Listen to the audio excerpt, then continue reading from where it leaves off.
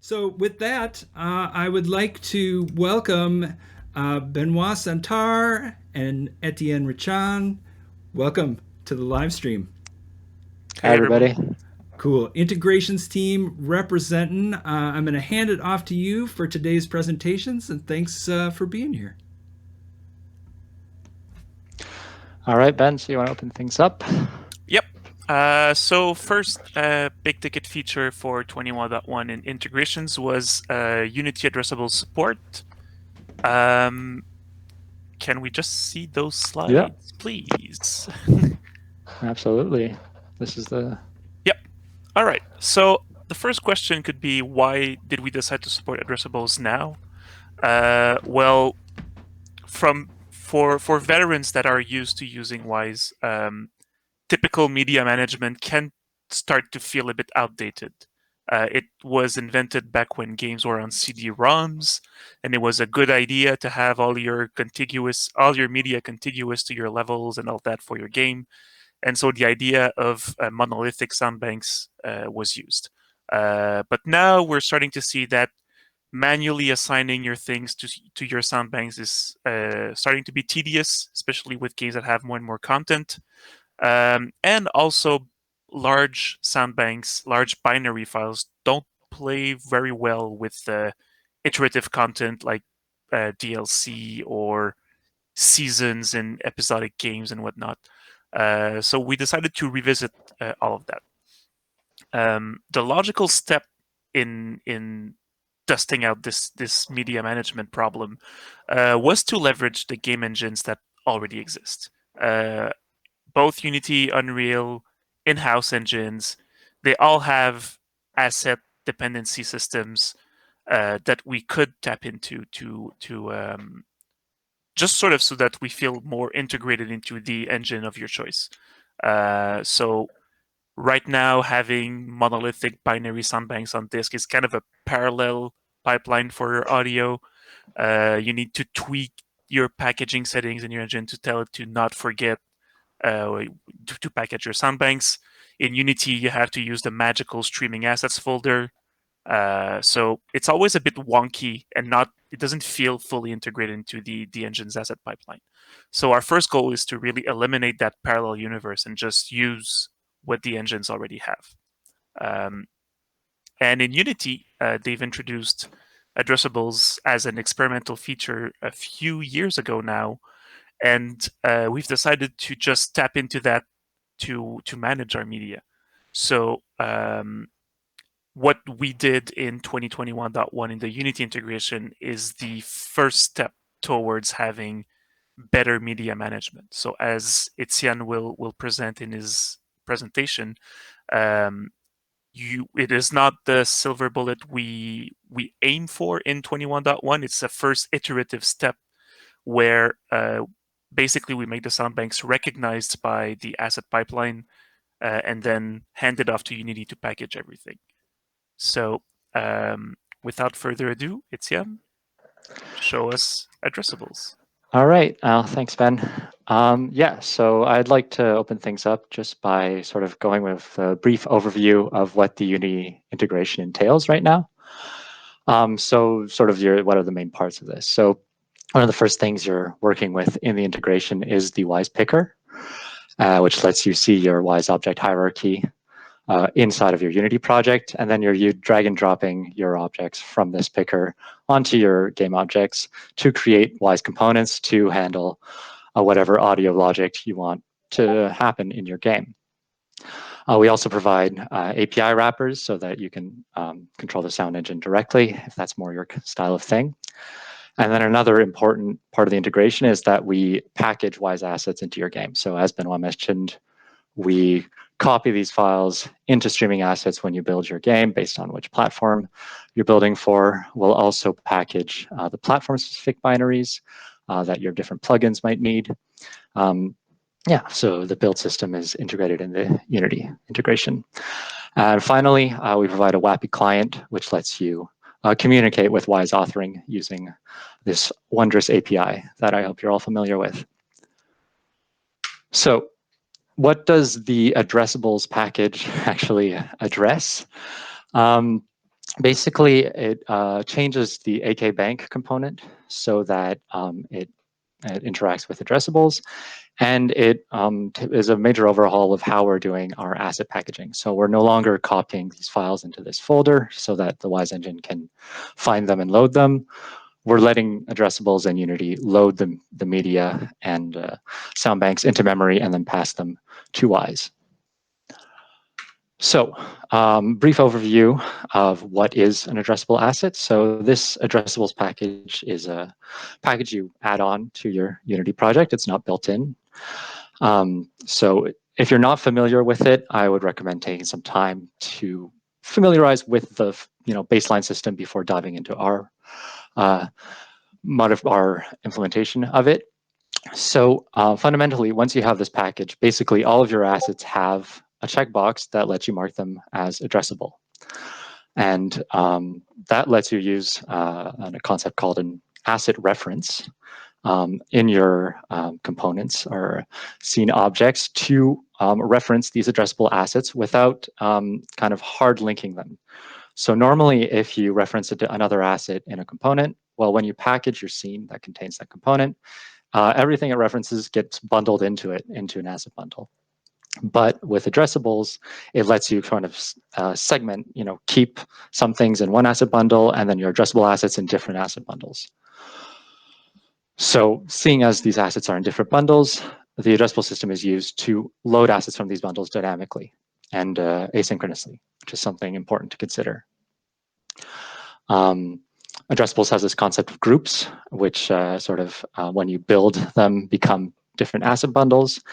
And then these asset bundles can be delivered via content delivery network. So this allows you to do things like remote hosting of your game assets, publish game updates, and publish DLC. So going over these concepts, once again, just to make sure that we're all talking the same language. In addressables, you have groups, which resolve to asset bundles when you build your addressables. So those groups basically define what assets go where, and then you have schemas which sort of tell Unity where do these bundles go and how does it work with them. And then you have build scripts because there's once you're working with addressables, there's two build steps. There's the step where you build addressables, and then the step where you package your player. And these build scripts basically let you do things before and while you're building your asset bundles. And finally, an important concept to consider is the catalog that addressables uses, which basically is the map that your player is going to use to go from an asset reference, which is kind of like a path. It's normally just a unique string identifying your asset, to find the correct asset bundle and then locate it either on a remote server or on in your local files. So, quick sip of water. What does the Wwise addressables package entail? So first of all, it's a GitHub package that extends the integration. So it requires that you have already integrated Wwise into your Unity project, and it has to be the 2021 integration or later. This is because there's essentially parts of the integration code that are defined in or out based on the presence of this package or not. We also provide a demo package on the GitHub and documentation in our Unity integration documentation. There's also a tutorial there, which you can use with this demo package to follow a series of steps to get set up with Wwise addressables. Try, delivering a scene with addressables, try delivering just a prefab and making changes, getting your local hosting set up. So you could technically use this as your first introduction to addressables, but it's quite the system to wrap your head around. So I always recommend consulting the official resources as well. Now, what does the addressables package do? First of all, it'll import our bank and media files, which are .bnk and .wem files, as Unity assets into the project. So once they're Unity assets, you can check that checkbox and use them with addressables. And then the second step of this import is we automatically add the assets to addressables groups based on what platform they were generated for. And now sound banks are all loaded via the addressable system. So there's no more telling Wwise where to look for these bank files. We're saying, here's the memory. And finally, we provide a custom build script, which I'll talk about a bit later, but basically lets you sort of build only platform-specific bundles for Wwise, if that's something you want to do.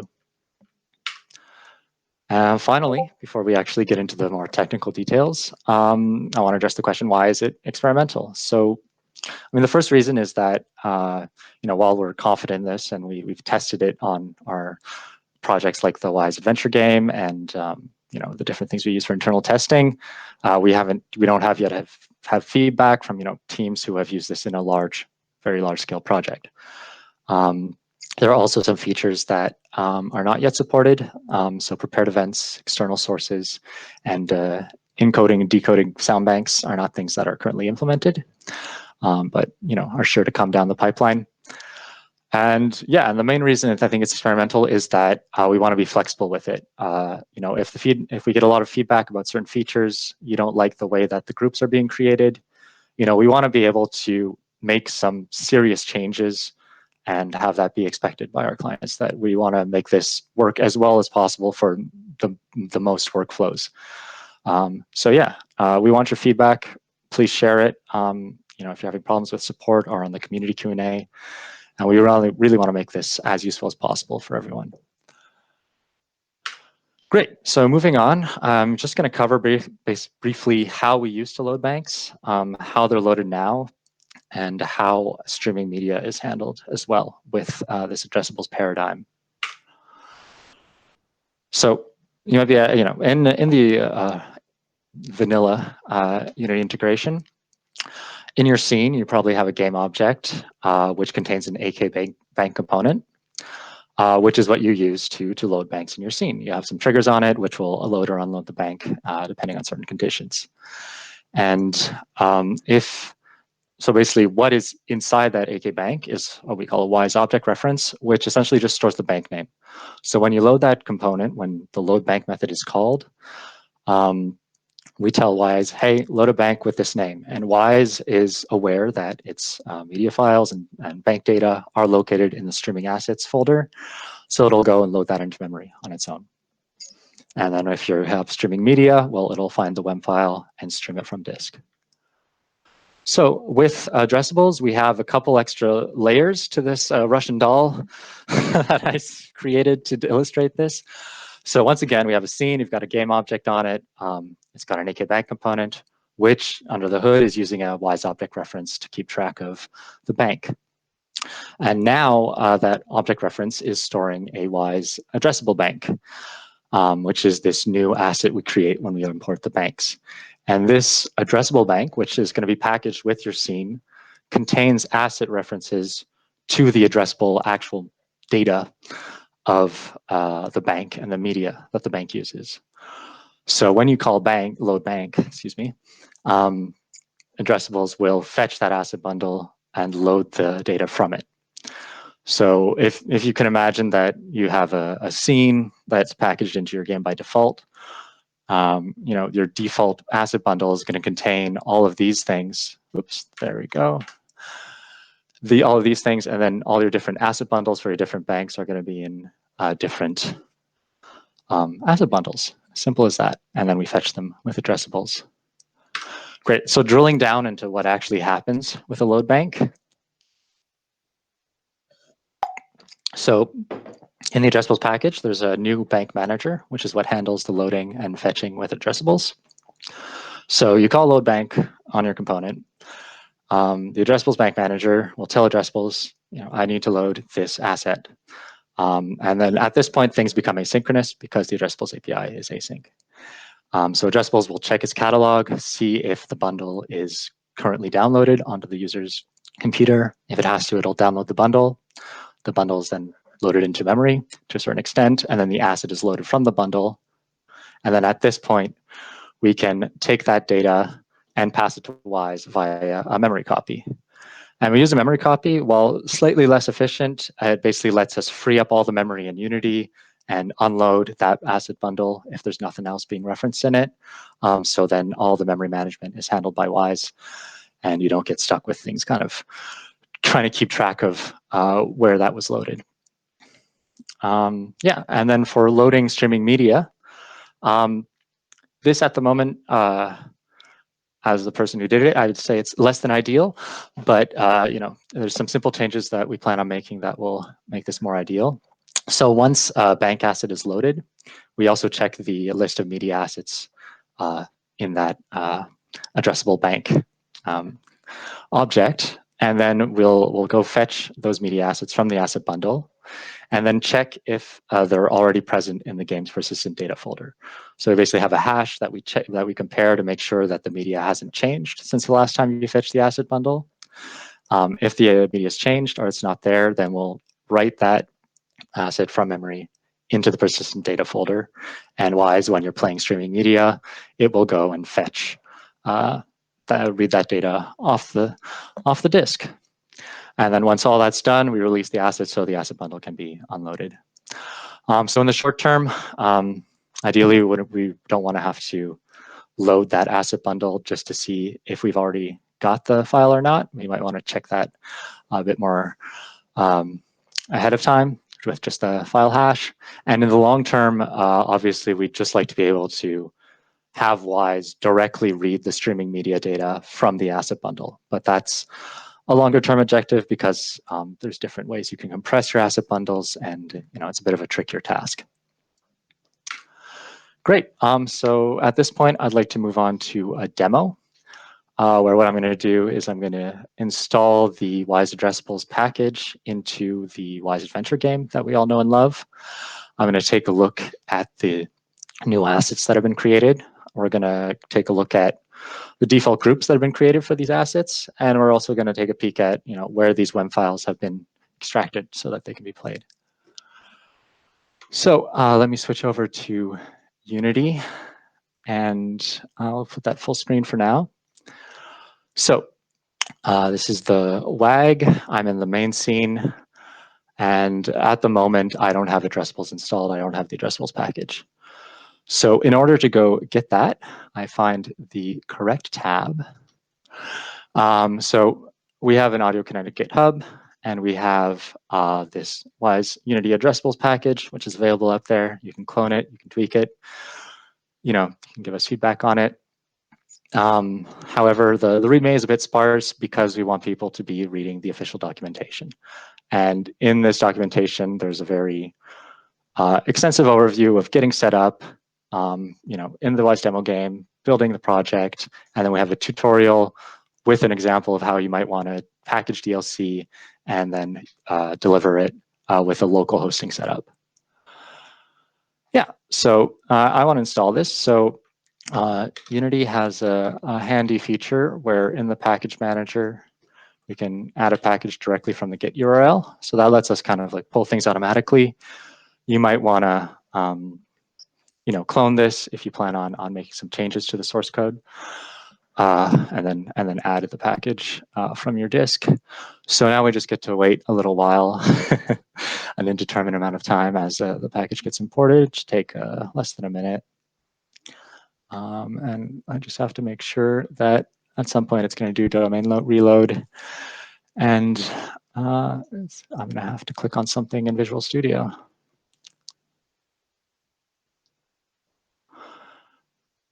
So we've imported all that stuff.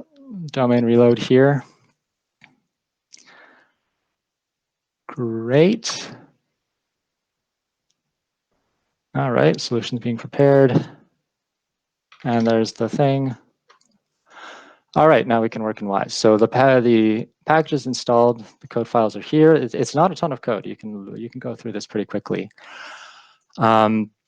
Yeah. So now my package is installed. We list the Unity addressables package as a dependency, so that will automatically get installed as well to your project. And so the first thing that we need to do once it's installed is import our sound banks.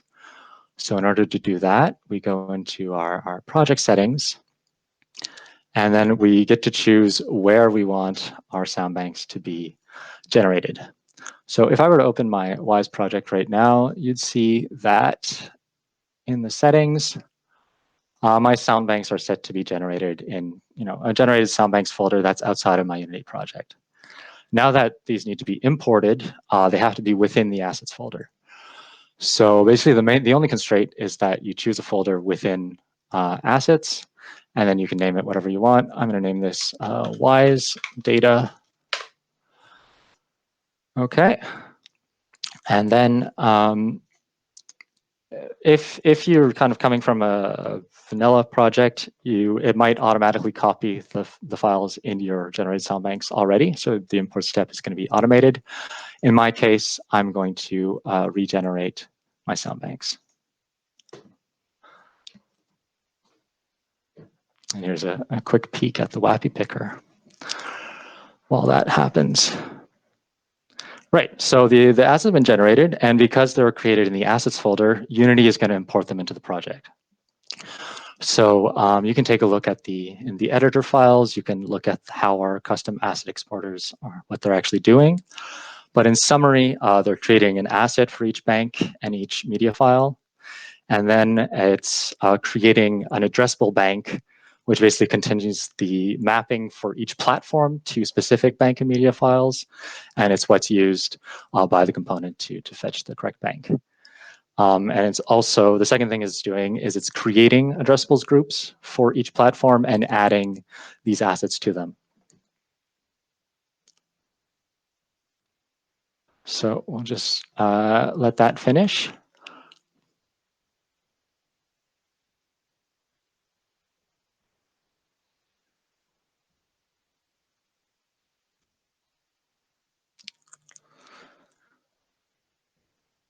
All right, so we're almost done there. Progress bars, am I right? Yeah, at least there's a progress bar, you know. The challenge of our generation. Mm. Truth in So, progress bars. You're doing great. Thanks. You know, you're going to have to wait a bit the first time you do this, but afterwards, you know, it's incremental because your assets are already there. So it's only new assets that you generate that are going to have to get imported. Any minute now, we should be up and running. There we go. Second iteration, why not? Okay, so if I take a peek at my Wise Data folder, I've got a folder for each platform, which contains these assets for my media and banks, the bank file and the WEM file.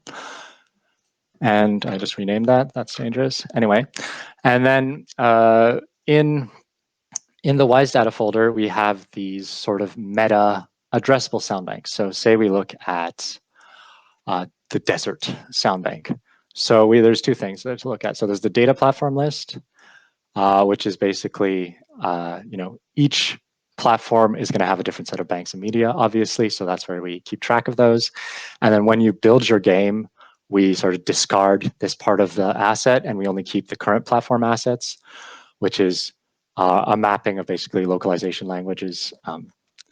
In this implementation, we consider SFX to be its own localization, which you may or may not have a problem with, but it lets us, you know, just have a list of, you know, SFX and then your languages, and then here are the banks and media for those different different types of sound assets. So I'm on platform Windows, so this is a asset reference to my desert sound bank. And likewise, this is an asset reference to my media. So just to reiterate on that little nested doll I was showing you before. So I have a component that's an AK bank. I've chosen the desert bank in this case. That desert bank resolves to what we have in the resources or scriptable objects folder here, a scriptable object of a sound bank, which we have it's called a Wise bank reference. I managed to find that on the first try. Fortunately, they don't have the actual name. So this bank reference is going to be packaged with the whatever object is referencing it, and it also directly references the addressable sound bank for desert. So this asset is also directly packaged with your object. But when this is loaded, these assets are what are going to be fetched asynchronously and from wherever they may be with addressables. So that's the overview of the assets we've created. It's not there's like 3 types of assets. And now we can look at our our groups. So the asset management window, addressable groups. Here we can see that there's two groups for each platform. So we have the Windows group, Wise Data Windows, which contains all of the banks, all of the media for that platform, and the Windows Init Bank group. So by default, we separate the Init Bank out because, if you have sort of a sequential, delivery process in mind, odds are that you're going to need to update the Init Bank. And it just makes sense for it to be in its own group so that you can fetch that small asset bundle quickly when it needs to be updated. And there's nothing else that needs to be loaded because that's the first thing you're going to fetch and load. So you want it to be fast. A quick aside, in order to load the Init Bank, we have this sort of new component that we put wherever you put your AK initializer. So normally it's created by default, but sometimes you might have to create it by hand depending on your other settings in your project. It's called the Init Bank holder. You just point it to your init addressable sound bank, and that basically lets the bank manager go and fetch it with addressables when it's initializing. So obviously, I feel a lot of you folks will likely want to have something a bit more granular than this. So obviously, you can start creating, your different groups for your different types of banks. So I can create a group for my Wise data. Oops, that's not an underscore. Windows DLC. Right, and then I can go find my DLC bank, wherever it is, and then move it into that group. Might have to move some media in there, and that way, my addressable groups are getting more and more granular. I'm going to be able to fetch smaller files, and just get the things that I need. So you might have noticed that I've got a very specific naming convention here. This is for our custom build script. So in order to set that up, you basically, you want to go into your addressable settings. So they have sort of their default build scripts in this data builders folder, which is created automatically. And then you can create the Wise build script. And then you go into your addressable settings and add that bad boy in there. And that means basically when I build my addressable groups, which is the step that takes all of my addressable groups and creates asset bundles with them, I can choose the Wise build script. What the Wise build script does, it's pretty simple. It checks the name of your asset bundle. If it starts with Wise data, it'll look a bit deeper. If it doesn't, it'll ignore it. And then it'll check the current build platform that you're targeting. If that platform matches, is matched in the name of the group, well, then we include it because there's a setting here called include and build that you can toggle on or off. So when I run this and build my addressable groups, save the scene.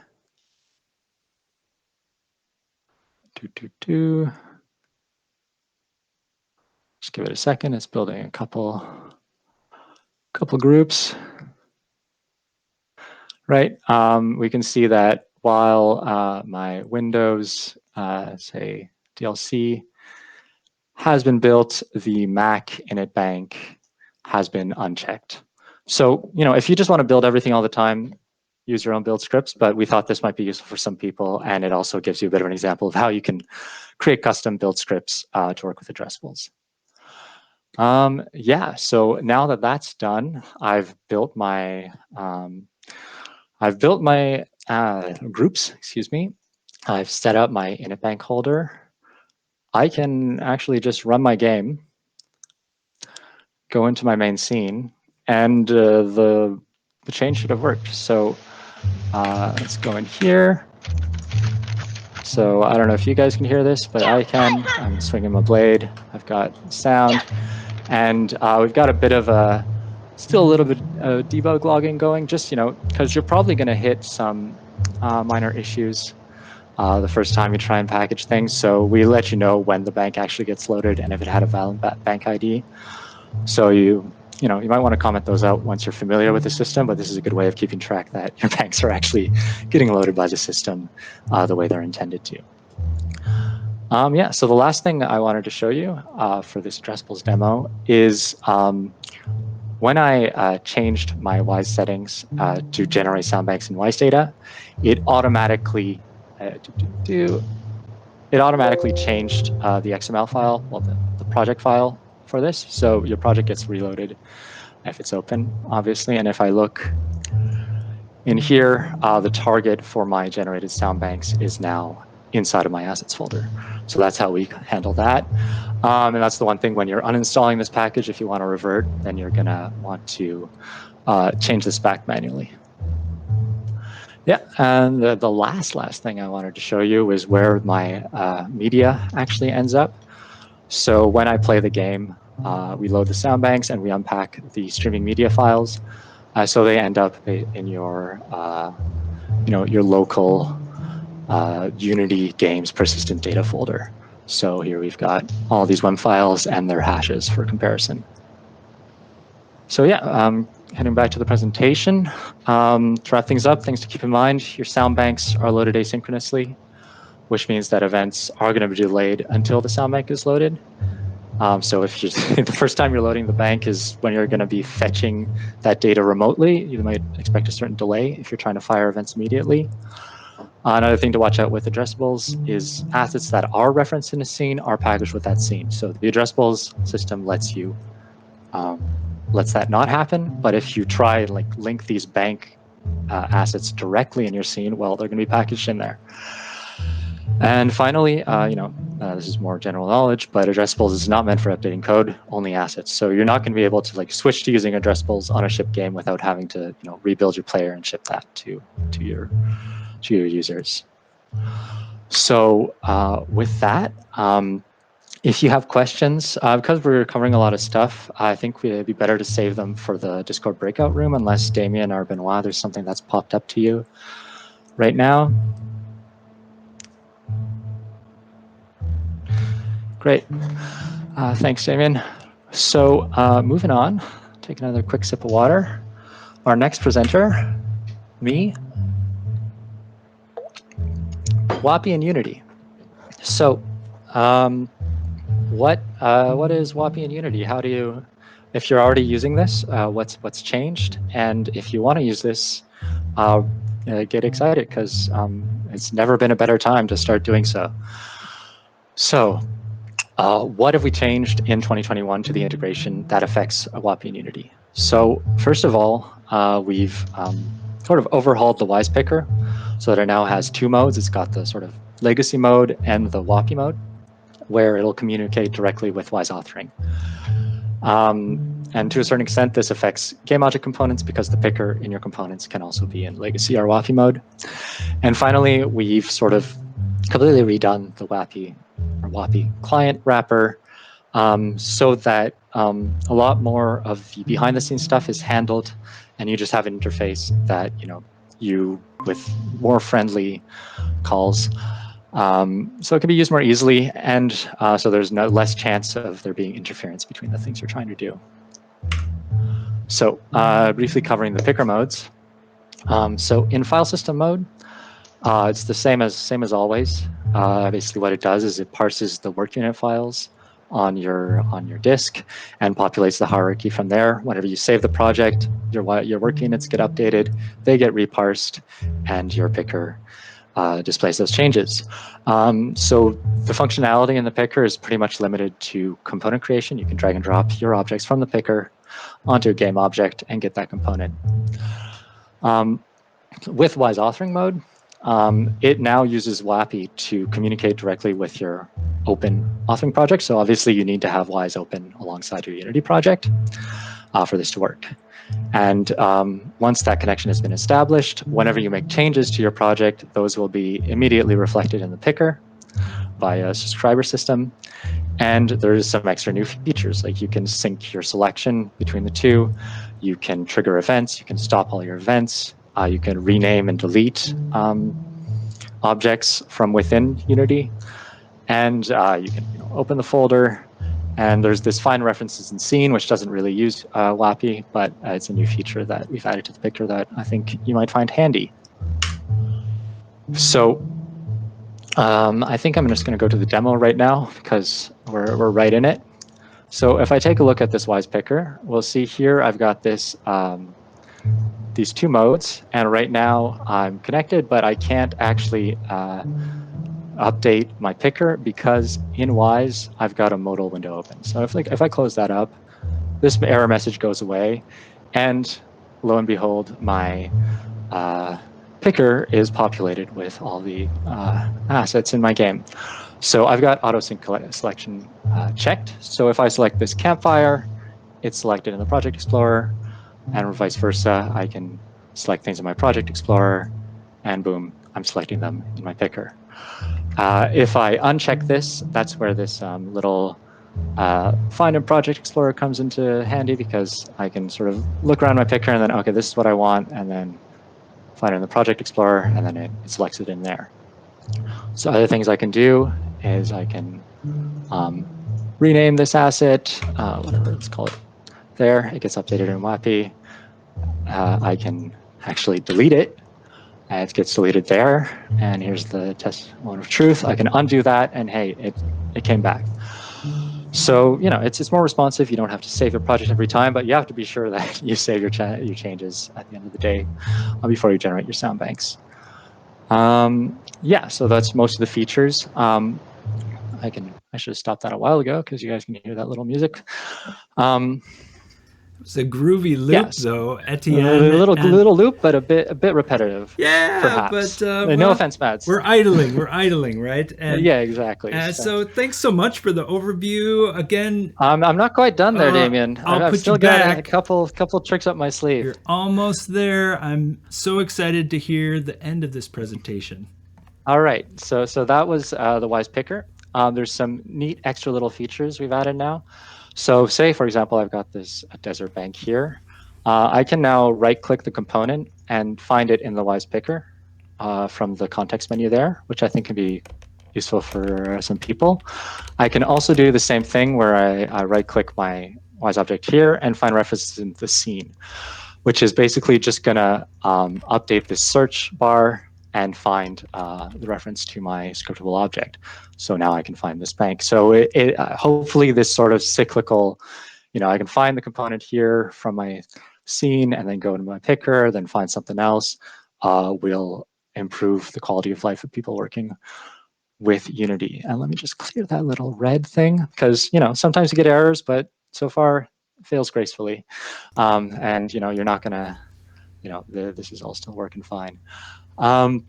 Yeah, so the last thing I wanted to demonstrate with WAAPI is a little bit of a demo where on how to build your own WAAPI components, because this picker is using this class we call the WAAPI utilities to make all of its calls to Wwise authoring.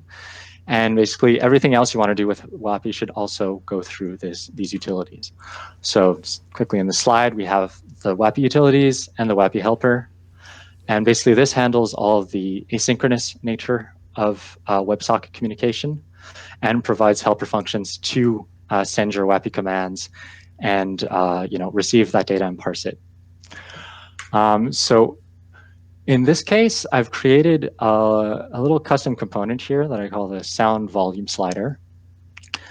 And what it does is it's got a search bar here that I can use to, that is using a WAAPI WACL call, which if you're not familiar with WACL, take a look at Bernard's presentation, get familiar, it's super powerful, it's super handy, to search through the Wwise project and return all of the sounds that match this name. So I just want the ambient desert. Maybe we'll just get the short ones. Okay, so I've got these two elements, and if I open this up and then I find it in here, ambient desert day short. Basically, when I move this slider, it's going to update the volume on that sound. So I'm using another WAAPI command to set the volume on my Wwise object. And very briefly, I'm just going to show you the code. I just want to, you don't have to understand everything, but I think it's quite straightforward, and it's worthwhile to, show you guys how easy it is to get set up with this. So basically, I have a one file component here, and what I want to do is I want to set a property via WAAPI. So what I've done is I've opened up the WAAPI documentation. I've looked for this set property command, and then take a look at what are the actual values that I need to send via WAAPI to get this to work. And there's even an example here. So it expects a JSON object that looks something like this: an object ID, the name of the property, an optional platform, and the value to set it to. So on my end, I've created this class that is going to become my JSON object. So this ours class is something that's in the helper file, and it's basically just this abstract class that has an implicit conversion to a string. So pass this to the WAAPI function, it becomes a JSON string, which is used to communicate. So yeah, I just set its values and then send that. And then my actual component, I've got my volume slider, I've got my filter, my search filter, and I've got a list of names and GUIDs. So the first part of that was, sorry about that, let's go there, and there was searching for a component. So, right, let's find something. So basically, whenever I change the text in there, I build a WACL query, which is just another thing in the helper. And this is the string that I'm passing it. Take a look at the WACL documentation. It's a super simple sort of database style search language. And then query language, I mean. And then I set my return options, which are, what do I want this return, what do I need for my return? So I just need an ID and a name. So I tell it, give me the results of this search and give me these properties of the objects. I create a callback, and then I use the WAAPI utilities function to send that command. And my callback is a simple function that's just taking this list of items that I've received and putting them into the list of names and the list of GUIDs. So the list of names I'm displaying here, and then the last part of this component, almost done here, is that I can set the volume on all of these objects using a different command, which uses my very straightforward set property object. And then I just say set property for each of these GUIDs, set the volume to this new volume value. And that's it. I've got some basically boilerplate code for the inspector, which lets me, call these functions when I make changes. But like all of the actual WAAPI, all the WAAPI code I needed to learn and understand was like this function, knowing what to do with my return, building a WACL string, and then, checking the documentation and building the command that I want to send. Yeah, and it lets me do this, I think, quite powerful thing, which is I could, search for 100 elements and then set all their volumes to something else. Maybe you don't want to control the volume, but there's all sorts of properties you control, and I think there's a lot of really interesting tools that people can build with this new exposure of the WAAPI API. So now I'm done. Take your questions to the breakout room. We'll be there this afternoon.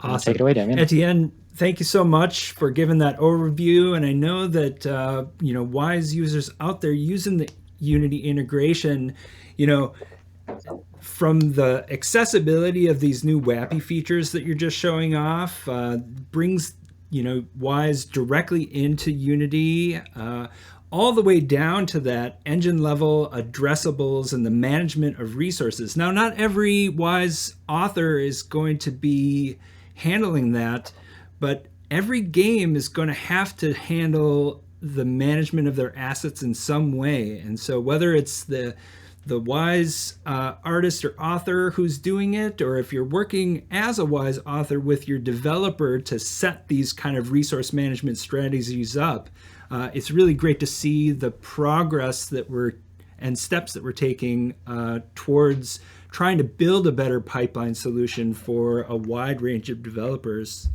in the way that Benoit outlined at the front Thanks so much for your time today on that. Awesome deep dive.